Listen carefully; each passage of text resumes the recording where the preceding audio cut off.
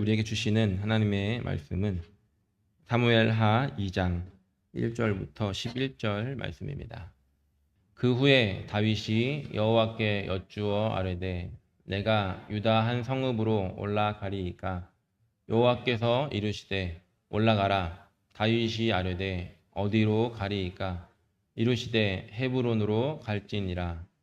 다윗이 그의 두 아내 이스라엘 여인 아히노암과 갈멜 사람 나발의 아내였던 아비가일을 데리고 그리로 올라갈 때에 또 자기와 함께한 추종자들과 그들의 가축들을 데리고 올라가서 헤브론 각 성읍에 살게 하니라. 유다 사람들이 와서 거기서 다윗에게 기름을 부어 유다 족속의 왕으로 삼았더라. 다윗이 길르앗 야베스 사람들에게 전령들을 보내 그들에게 이르되 너희가 너희 주 사울에게 이처럼 은혜를 베풀어 그를 장사하였으니 여호와께 복을 받을지어다. 너희가 이 일을 하였으니 이제 여호와께서 은혜와 진리로 너희에게 베푸시기를 원하고 나도 이 선한 일을 너희에게 갚으리니 이제 너희는 손을 강하게 하고 담대히 할지어다. 너희 주 사울이 죽었고 또 유다 족속이 내게 기름을 부어 그들의 왕으로 삼았음이니라 하니라. 사울의 군사령관 넬의 아들 아브넬이 이미 사울의 아들 이스보셋을 데리고 마하나임으로 건너가 길르앗과 아술과 이스르엘과 에브라임과 베냐민과 온 이스라엘의 왕으로 삼았더라. 사울의 아들 이스보셋이 이스라엘 왕이 될 때에 나이가 40세이며 2해 동안 왕위에 있으니라. 유다 족속은 다윗을 따르니 다윗이 헤브론에서 유다 족속의 왕이 된 날수는 7년 6개월이었더라. 아멘. 저희는 지난주부터 왕이 된 다윗의 이야기 시즌 2를 진행하고 있습니다. 다윗은 사울의 죽음에 대한 소식을 들었지만 아직 다윗이 머물고 있는 곳은 블레셋 진영에 있는 시글락이라고 하는 성이었습니다. 잡혀갔던 가족들을 다시 구해와서 시글락으로 돌아온 지 이틀 만에 다윗이 듣게 된 소식은 사울과 요나단의 죽음이었습니다. 이 둘에 대해서 그리고 함께 운명을 맞이한 사람들에 대한 애도를 마친 후에 다윗은 하나님께 자신의 거처에 대해서 묻는 질문으로 오늘 말씀 사무엘하 2장이 시작됩니다. 다윗이 하나님께 물어보는 장면으로 시작을 하는데 우리는 단순하게 사울이 죽었으니까 이제 다윗 차례라고 생각을 하겠지만 사실 이스라엘 사람들에게 있어서 저 다윗은 그냥 한때 잘 나갔던 사울의 신하였지만 이제는 다른 나라로 망명한 그런 도망자에 불과했다는 겁니다. 하나님께서 이미 어린 시절에 다윗에게 번호표를 하나 뽑아주셨어요. 2번 번호표를 뽑아서 주셨는데 이 사울이 죽었다는 소식이 그 번호표의 번호가 띵동하고 불려지는 그런 소리는 아니었다는 겁니다. 사울이 죽었으니 다시 고향으로 돌아가는 것이 우리가 생각할 땐 당연해 보이지만 다윗은 그 당연한 상황 앞에서 겸손하게 하나님께 묻고 있습니다. 2장 1절에 이렇게 시작합니다. 그 후에 다윗이 여호와께 여쭈어 아뢰되 내가 유다 한 성읍으로 올라가리이까. 다윗의 이 질문에는 한 사건이 전제가 되고 있습니다. 몇 주 전 나누었던 이 시글락에서의 사건입니다. 시글락이 통째로 털리죠. 그래서 가족들은 아말렉 사람들이 붙잡아 가고 그 시글락 성은 다 불태워 버렸습니다.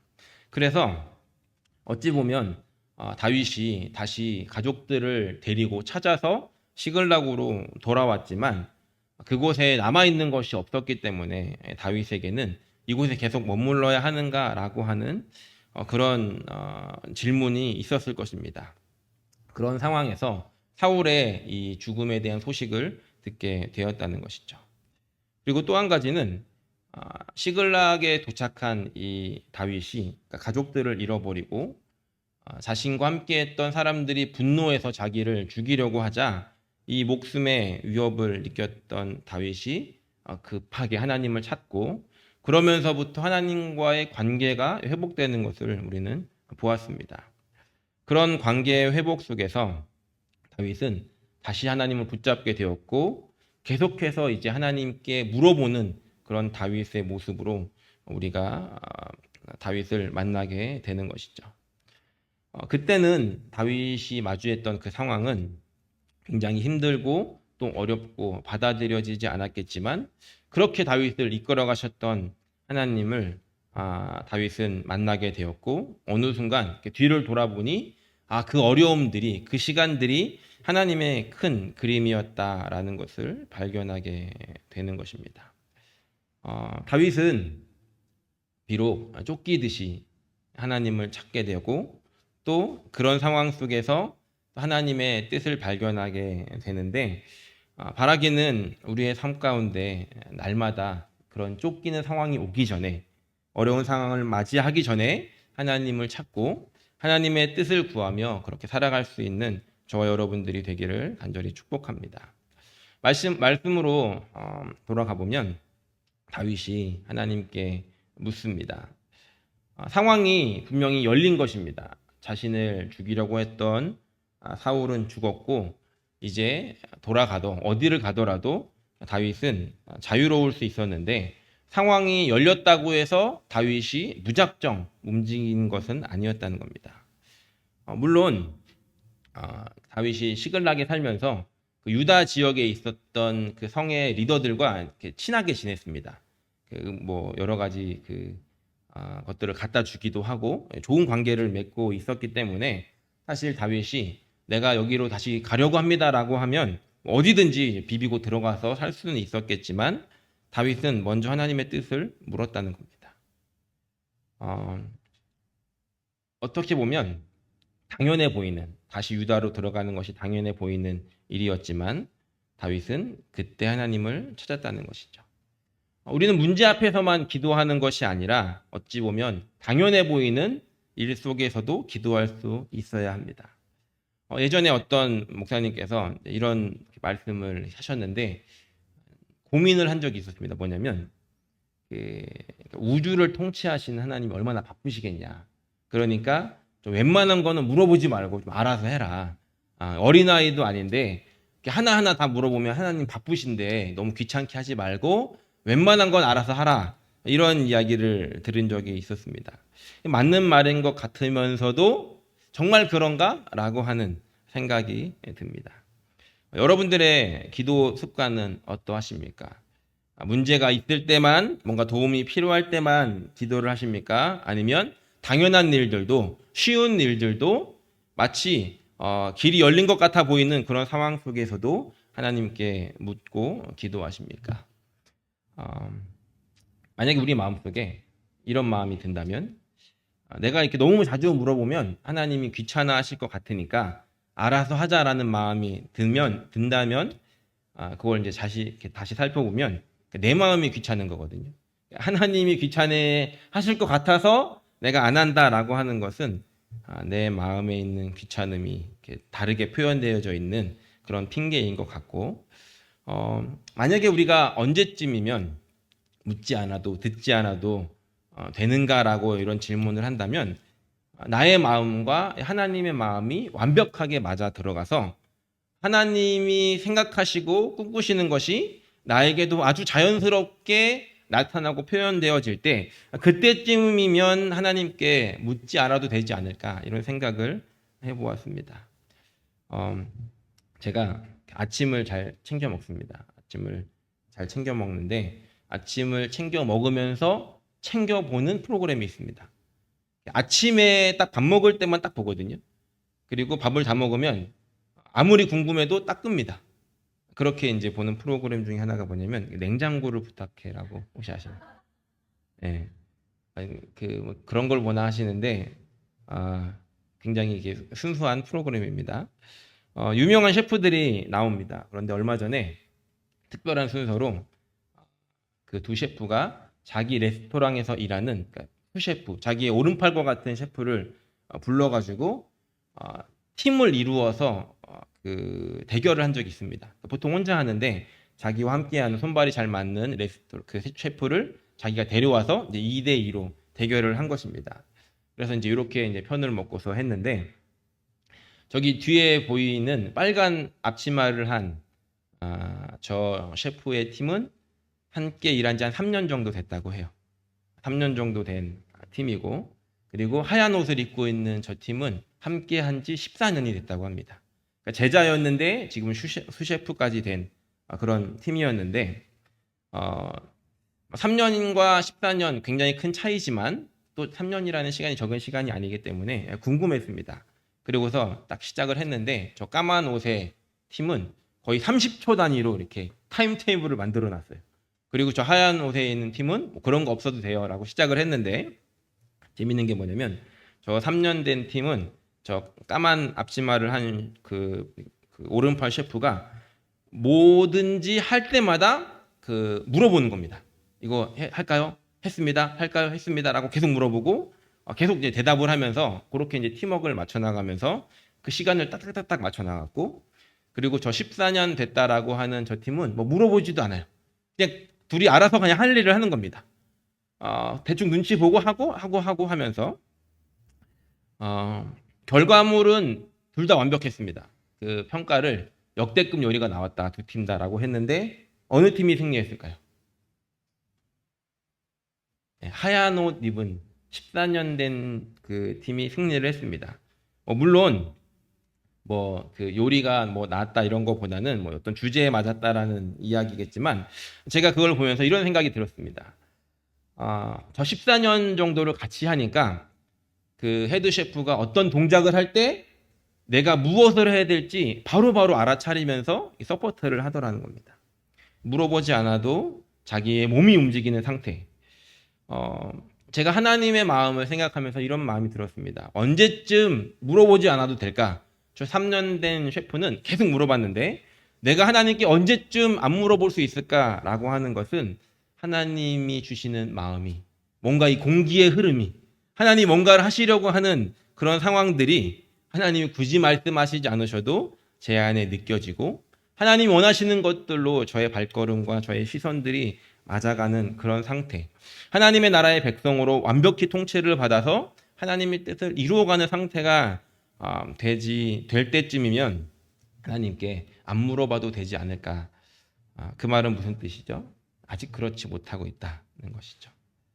그래서 언제까지일지는 모르겠지만 주님께 그렇게 물어보는 방향으로 저희 삶의 방향을 정했습니다. 기도라고 하는 것은 길이 막혔을 때 열어달라고만 하는 것이 아니라 길이 열렸을 때도 하나님 이 길이 맞습니까? 라고 다시 묻는 것이고 또 우리가 어려움을 만났을 때만 기도하는 것이 아니라 우리의 눈앞에 당연해 보이는 그런 선택 앞에서도 하나님이 원하시는 것이 정말로 무엇입니까? 라고 묻는 것이 바로 기도라는 것입니다. 이렇게 하나님의 마음에 맞는 사람으로 성장해 갈 수 있는 저 여러분들 되시기를 예수님의 이름으로 간절히 축원합니다. 다시 본문으로 돌아가서 1절을 뒤에까지 이어서 보면 다윗은 첫 번째 하나님께 물어봅니다. 내가 올라가도 됩니까? 유다 땅으로 올라가도 됩니까? 라고 묻고 하나님께서는 올라가라고 말씀하시고 다윗은 여기서 한 번 더 물어봅니다. 그러면 어디로 갑니까? 라고 물었을 때 하나님께서는 헤브론이라고 하는 지역으로 가라고 말씀하십니다. 당시에 이 사울이 죽었지만 여전히 사울의 영향력이 있었고 사울이 수도처럼 지냈던 곳은 기브온이라는 곳이었습니다. 그런데 다윗이 지금 이제 사울이 죽고 어떻게 보면 다음 왕이 될 사람인데 가는 곳이 하나님께 물었을 때 하나님께서는 기브아도 아니었고 그리고 나중에 우리가 잘 알고 있는 수도가 된 예루살렘도 아니고 헤브론으로 가라고 말씀을 하십니다. 물론 헤브론도 지리적으로 중요한 자리이긴 하지만 좀 남쪽에 치우쳐 있거든요. 그런데 어떤 땅이길래 하나님께서는 헤브론으로 가라고 말씀하셨는가? 만약 이런 질문을 한다면 한마디로 대답을 한다면 그 땅은 약속의 땅이기 때문이다라고 할 수 있을 것 같습니다. 오늘 말씀의 제목을 약속의 헤브론이라고 정해 보았습니다. 왜냐하면 그 헤브론 땅에는 하나님의 약속이 계속해서 흘러가고 있었기 때문입니다. 헤브론이라고 하는 지역이 등장하는 장면은 창세기 13장입니다. 우리가 같이 말씀을 읽으면서 창세기를 지나오지 않았습니까?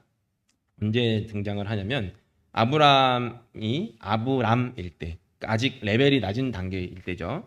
이때 조카 롯과 함께 땅을 떠나서 어느 정도 이제 규모가 되니까 롯과 이렇게 분리를 합니다. 그래서 롯을 먼저 떠나보내고 좋은 곳을 양보한 후에 하나님께서 이 아브라함을 옮기시는 곳이 바로 헤브론입니다. 창세기 13장 14절부터 18절까지 한번 읽어보겠습니다.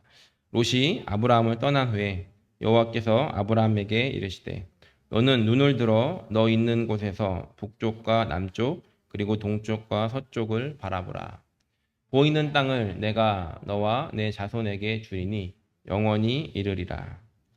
내가 내 자손이 땅의 티끌 같게 하리니 사람이 땅의 티끌을 능히 셀 수 있을진데 내 자손도 세리라. 너는 일어나 그 땅을 종과 횡으로 두루 다녀보라. 내가 그것을 너에게 주리라. 이에 아브람이 장막을 옮겨 헤브론에 있는 마므레 상수리 수풀에 이르러 거주하며 거기서 여호와를 위하여 제단을 쌓았더라. 아시다시피 이 아브람은 하나님의 약속, 하나님의 말씀 하나 믿고 우르를 떠나 하란을 거쳐 이제 가나안 땅으로 왔습니다. 아무것도 없이 이민을 온 것이죠. 그리고 그곳에서 렌트를 살고 있는 아브라함에게 하나님께서 주신 약속은 내가 땅 줄게. 그리고 자녀들 줄게. 라고 하는 약속이었습니다.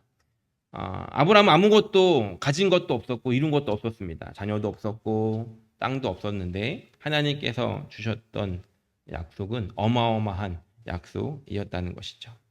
그리고 그 약속에 반응한 이 아브라함의 모습을 보니까 18절의 후반에 거기서 거주하며 여호와를 위하여 제단을 쌓았더라라고 기록합니다.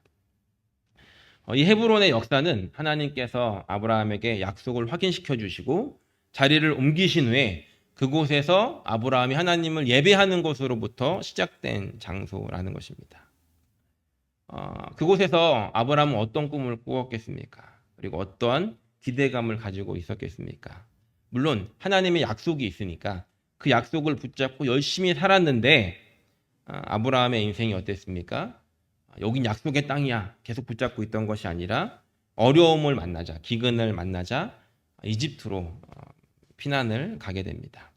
분명히 하나님의 약속이 있었던 땅이지만 아브라함이 만난 현실은 녹록하지 않았고 그 약속을 잊어버린 것처럼 마치 약속을 하나님이 안 지키시는 것에 실망한 것처럼 그곳을 떠나고 말았다는 것이죠. 그러나 하나님께서는 아브라함을 다시 그곳으로 돌아오게 하십니다. 그리고 마침내 시간이 지났을 때 때가 되었을 때 하나님께서는 이 헤브론을 다 주신 게 아니라 헤브론의 이렇게 한 장소를 아브라함에게 주십니다. 언제였냐면 아브라함의 아내였던 사라가 죽고 난 후에 죽음을 맞이했을 때 그 헤브론이라는 곳에 다시 돌아와서 여전히 렌트를 살고 있었는데 약속의 땅을 바라고 온 지 한 62년이 지난 시점입니다. 62년 동안 계속 렌트를 살고 있는 겁니다.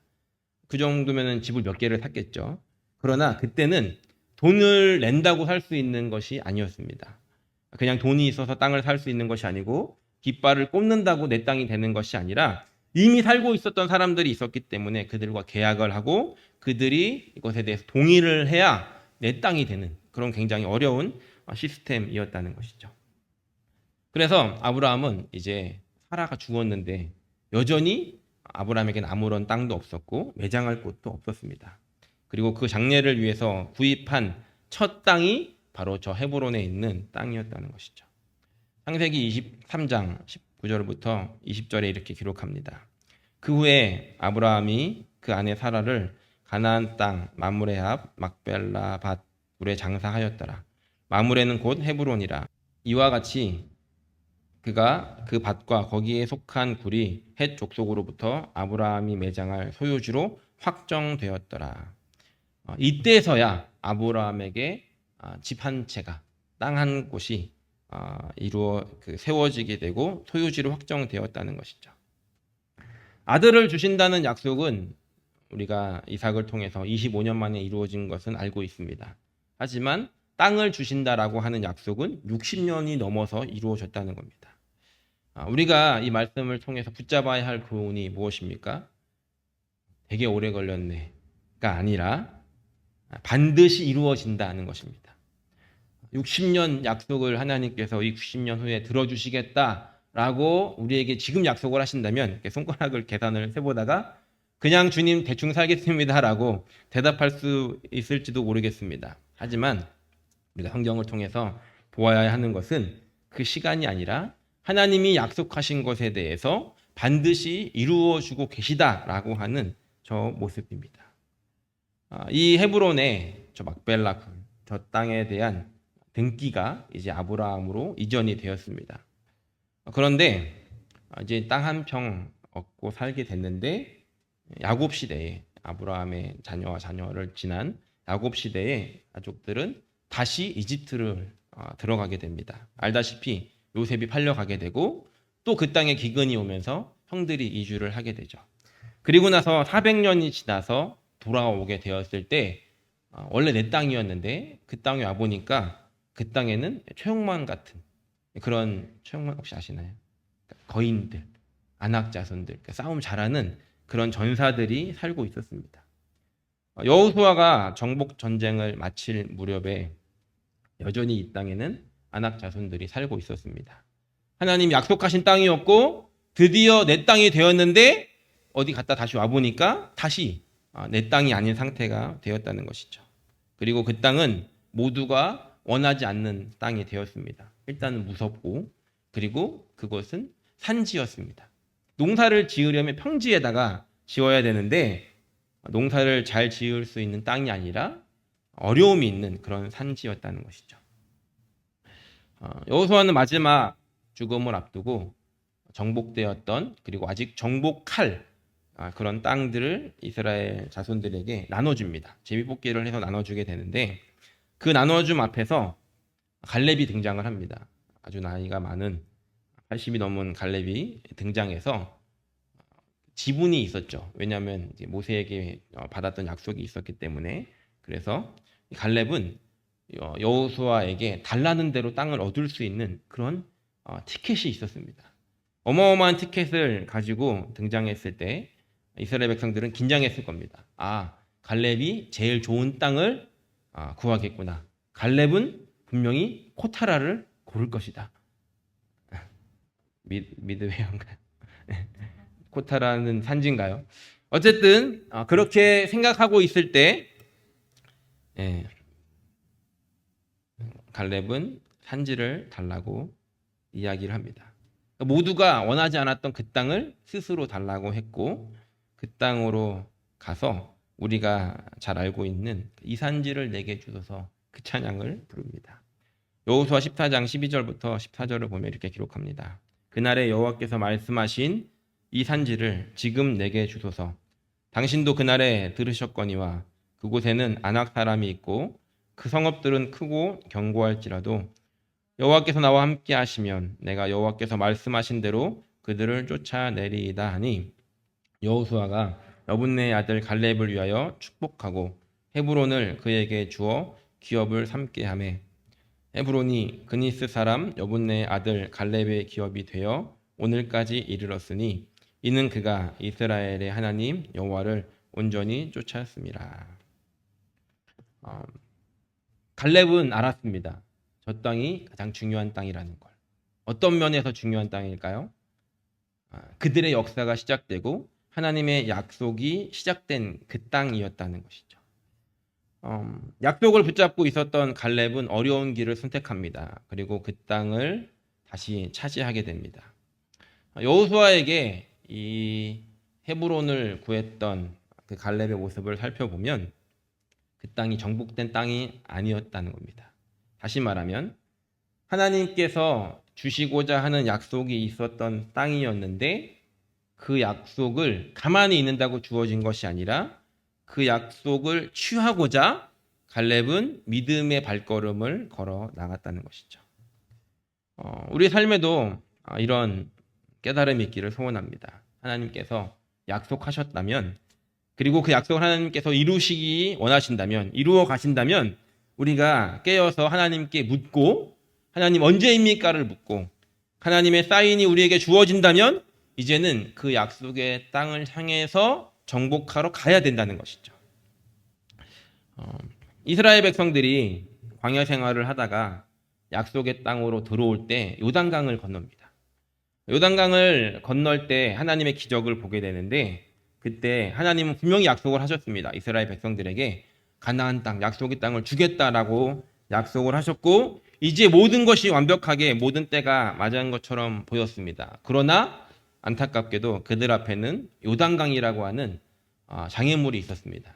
보통의 요단강은 웬만하면 건널 수 있는 작은 강이지만 이때는 우기가 되어서 큰 강이었다는 것이죠. 그런 상황 앞에서 이들이 취했던 믿음의 발걸음은 언약궤를 맨 제사장들이 그 언약궤를 맨 채 여전히 흐르고 있는 강에 발을 담그는 것이었습니다. 그리고 발을 담그기 시작했을 때 마치 홍해 바다가 갈라졌던 것처럼 이 요단강도 멈춰서게 되고 약속의 땅으로 들어가게 되었다는 것이죠. 우리가 기도해야 되는 두 가지가 있다면, 하나님, 이 약속을 내가 놓치지 않겠습니다라고 기도해야 되는 것이고, 또 하나는 하나님께서 그 약속을 이루어 주실 그 때가 되었을 때 그 때를 분별하고 믿음의 발걸음을 걸어갈 수 있게 해주십시오 라고 기도해야 한다는 것입니다. 하나님께서 아브라함에게 약속하셨던 하나님의 나라가 있었습니다. 아브라함과 그 가족들을 이끌어가면서 계속해서 하나님께서는 그 헤브론으로 그들의 자녀들을 인도하셨다는 것입니다. 물론 중간에는 여러 가지 어려움들의 시간들이 있었지만 결국에는 하나님께서 헤브론으로 인도하셨고, 오늘 이제 이 다윗을 왕으로 세우셔서 하나님의 마음에 맞는 사람, 하나님의 뜻을 묻고 하나님께서 주신 약속을 이루기 원하는 그 다윗을 이제 다시 그 약속의 땅 헤브론으로 인도하고 계시다는 것입니다. 하나님께서는 하나님을 온전히 따르는 자들에게 약속을 주시고 그것을 기억하는 자리로 이끄셔서 하나님이 여전히 일하고 계시는 것을 보여주십니다. 하나님께서는 다윗을 통해서 이스라엘 전체를 구원하실 것입니다. 그러니까 다윗에게 이스라엘 전체를 하나님은 분명히 주실 것입니다. 하지만 그 전에 먼저 헤브론으로 보내십니다. 약속이 시작된 그 자리로 다윗을 이끄시면서 다윗으로 하여금 약속을 이루신 하나님을 붙잡게 하시고 다시 한번 기억하게 하시고 그 자리에서 유다의 왕으로 기름을 부음을 받아 이제 이스라엘 전체를 통치할 그런 사람으로 준비시켜 가십니다. 오늘 함께 읽은 말씀의 4절을 보면 유다 사람들이 와서 거기에서 다윗에게 기름을 부어 유다 족속의 왕으로 삼았더라. 이렇게 다윗은 유다의 왕이 되었습니다. 유다의 왕이 된 다윗이 가장 먼저 한 일이 이제 5절부터 기록이 되어 있습니다. 물론 이제 동네의 작은 지역의 왕이었지만 다윗은 어쨌든 공식적으로 기름 부음을 받아서 왕이 되었습니다.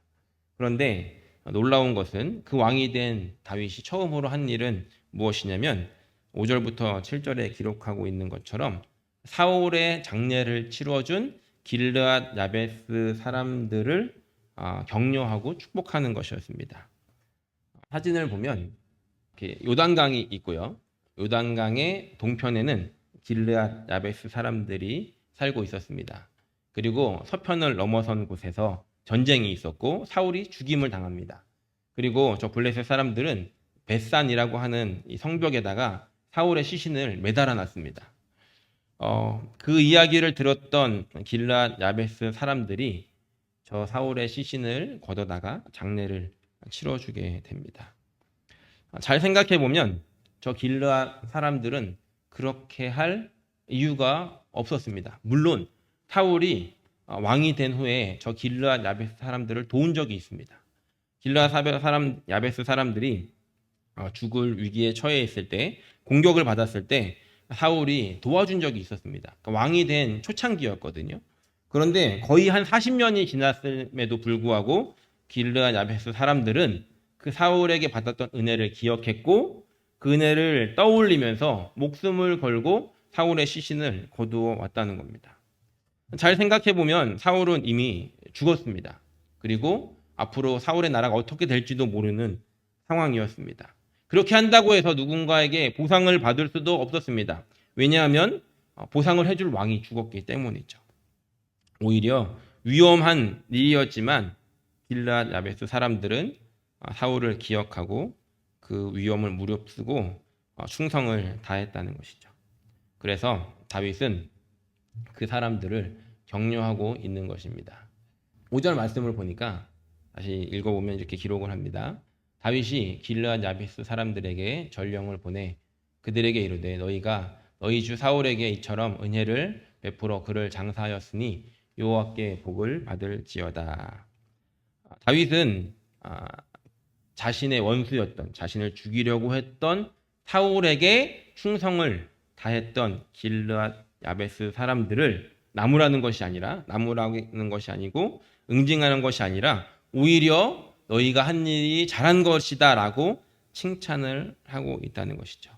그러면서 다윗이 썼던 단어가 바로 헤세드라는 단어입니다. 많이 들어보셨을 단어입니다. 저 단어는 은혜, 인자, 사랑, 긍휼, 충성 여러 가지로 이제 번역이 되고 있는데 다윗은 그 길르앗 야베스 사람들을 떠올리면서 너희들이 받았던 그 헤세드를 기억하고 다시 사울의 시신을 거두는 그 은혜를 헤세드를 베풀었으니 하나님께서 너희들에게 그런 헤세드의 은혜가 있기를 바란다라고 축복하고 있다는 것입니다. 다윗은 왕이 되고 첫 번째로 자신의 사람들을 위해서도 아니라 자신의 원수를 위해서 충성한 사람들에게 격려하고 그들에게 사신을 보내는 일을 하게 됩니다. 우리는 이곳에서 다윗의 사람됨을 다윗이 어떠한 사람이었는지를 보게 됩니다. 다윗에게는 객관적인 눈이 있었다는 것이죠. 그 은혜를 기억하고 갚았던 길르앗 야베스 사람들을 기억하면서 나는 너희들을 해치는 것이 아니라 너희들이 했던 그 베풀었던 은혜를 하나님께서 갚아주시기를 원하신다라고 말하면서 그 은혜를 기억하는 사람들을 하나님께서도 귀하게 보신다는 것을 다윗은 우리에게도 보여주고 있다는 것입니다. 또한 다윗은 여태 아직까지는 길르앗 야베스 사람들이 다윗의 편이 아니었고 또 이후에 이 사울의 아들이었던 이스보셋이 왕으로 세워지게 되는데 길르앗 야베스 사람들은 그쪽으로 이제 들어가거든요. 그쪽을 따르게 되는데 여전히 내 편이 아니었음에도 불구하고 그들을 칭찬했다는 것입니다. 우리 여기서 한 가지를 또 기억하게 됩니다. 그것은 무엇이냐면 다윗이 베풀었던 저 은혜, 그리고 길르앗 야베스 사람들이 사울에게 했던 저 은혜, 그리고 사울이 처음에 길르앗 야베스 사람들에게 했던 그런 은혜는 어떤 대가를 기대해서 이루었던 것이 아니었다는 것입니다. 그럼에도 불구하고 나누었던 저 사랑과 저 은혜를 헤세드라고 하는 것이고 오늘 저 은혜는 저와 여러분들에게도 하나님으로부터 흐르고 있다는 것입니다. 오늘 저 장면을 통해서 우리가 기억해야 하는 것은 다윗이라고 하는 사람도 그 은혜를 갚고 했던 것들을 기억했다라고 한다면 오늘 우리의 주인 되신 하나님께서 우리를 사랑하시고 인도하신 하나님께서도 여전히 그 은혜를 우리에게 베풀어 주고 계시다는 사실입니다. 바라기는 오늘 이 말씀을 기억하면서 하나님께서 약속을 이루시는 분 그리고 그 은혜를 기억하시는 분이심을 기억하고 오늘 저 여러분들에게 그 은혜를 다시 한번 회복할 수 있는 그리고 그 약속을 다시 한번 기억할 수 있는 그런 복된 날이 되시기를 예수님의 이름으로 간절히 축원합니다.